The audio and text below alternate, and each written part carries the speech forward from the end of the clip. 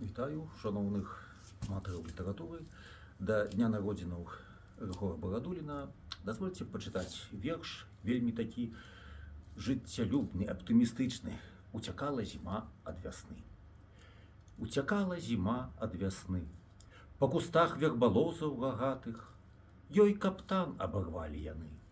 І на голлі матляецца вата. Уцякала зіма ад вясны.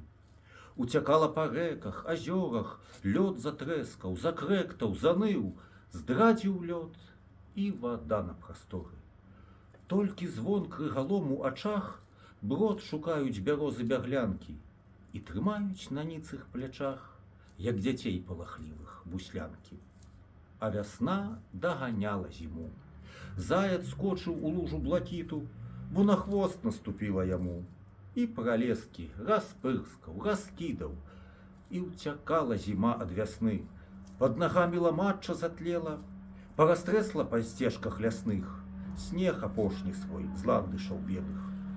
Уцякала зіма ад вясны, уцякала.